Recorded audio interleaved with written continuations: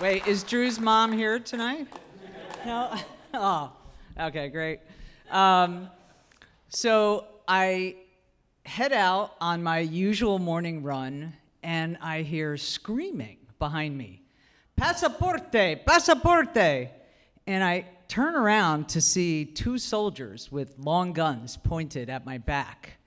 And I instinctively just throw my hands in the air and say, "Soy Americana," as if saying I'm an American is code for I'm an idiotic 25-year-old who thinks that going for a jog through the war-torn streets of Managua in the immediate aftermath of a revolution is a great idea. And I don't have my passport. They don't shoot me, but I do pee my pants quite a bit. It's the summer of 1984. I'm a union organizer, and I'm in Nicaragua with 20 other U.S. labor leaders. The Sandinistas had just overthrown the Somoza dictatorship, and they were about to have their first democratic elections. And I'm here to change the world. And I'm also here because I just broke up with my boyfriend of 6 years, and I really need a revolutionary rebound. The very next morning, we all pile into this minibus headed for Managua to meet with trade unionists who have been in hiding for years because under the dictatorship, to be a unionist put you at risk for being tortured or murdered. And as the bus leaves the city, the roads turn into barely connected ruts, and the bus is like a bucking bronco. And I'm starting to feel so sick from the jolting and the fumes and the fear.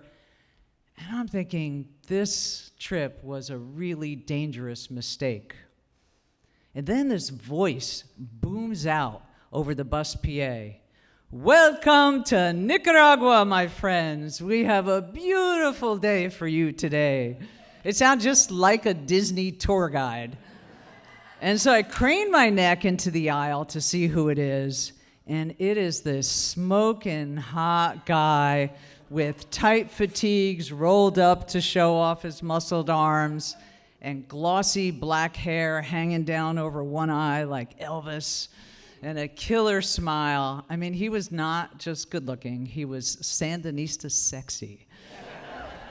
And suddenly, I am feeling so much better. And now I know what or who I'm doing here. And he tells us his name is Arlis and that he's our trip leader. And apparently, all you need to be a trip leader is a big gun, and he has one. And I tried doing everything I can to get Arlis's attention. I get up super early so I can get the seat next to him on the bus. I ask important-sounding political questions in my absolutely terrible, non-existent Spanish. I stop wearing a bra. I mean, I'm a feminist, but this situation calls for boobs. And these things have gotten me out of speeding tickets and into concerts, so I deploy. But nothing. He doesn't notice, and the days are going by, and I'm starting to lose hope, and I'm running out of undergarments to remove. And then, finally, one day, Arlis takes a small group of us to this remote beach called Playa Remanso, and these little horses are wandering along the surf. It's just idyllic, and he throws down a blanket, and we all eat ceviche out of paper cones. It's like a scene from the Blue Lagoon. And then suddenly, Arlis grabs my wrist, and he pulls me towards the ocean. And then he hoists me onto the back of a horse and jumps up behind me. And the horse starts going, and I'm holding onto the horse's neck for dear life, and I can feel Arlis's strong hands holding my waist. And then he leans forward and he whispers into my ear that I look like an Amazon with my muscled arms and my tan skin. Well, it was in Spanish, so I don't speak Spanish, so I think that's what he said.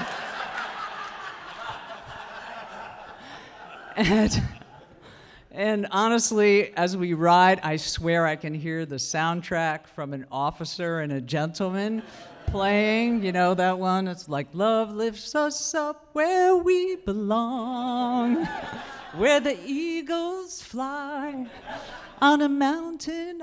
No. So honestly, this is the most romantic thing that anybody has ever done for me. I mean, my boyfriend's last romantic gesture involved a food court. And I came to Nicaragua to do good things for the people. And now I just want this Sandinista to do bad things to me.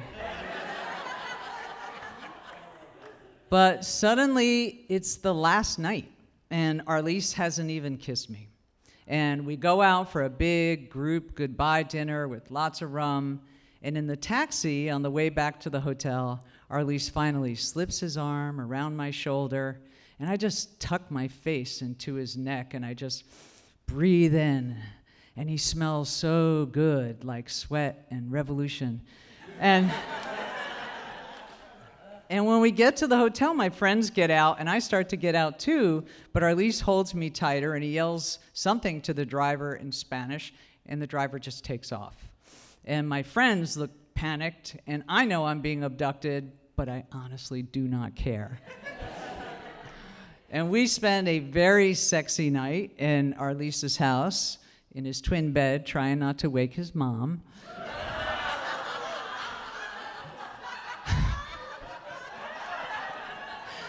And in the afterglow, I look over at Arlise's sleeping face, and I make a snap decision. And when we get to the airport to meet the group, I tell them I'm staying.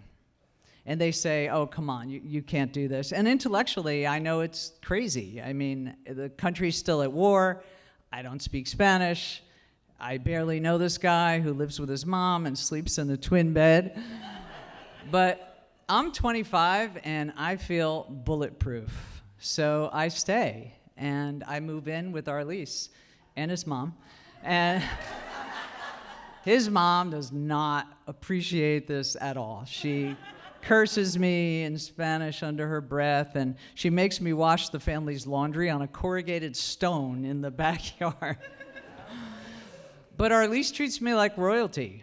Our nights are all about sweaty sex, and the days are spent taking lazy walks to go get tamarind juice or eat iguana soup on the beach.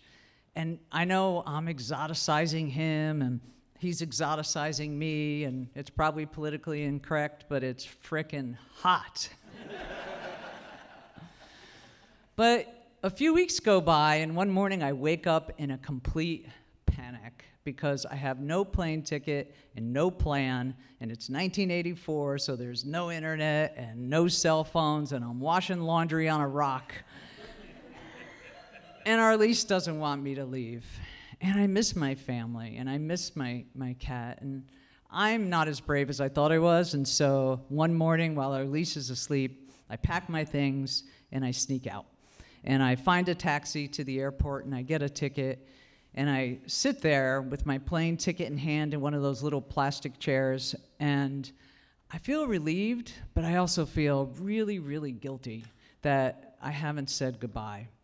And my flight's about to board, and I see Arlise walking towards me, and he looks heartbreakingly handsome, and he begs me to stay. Te amo, por favor.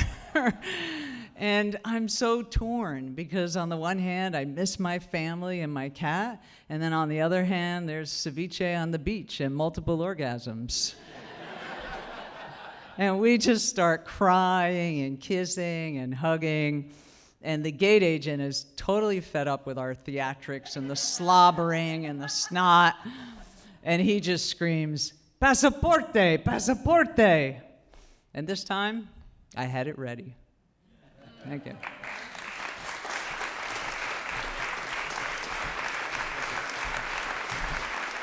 Carla Katz, everyone.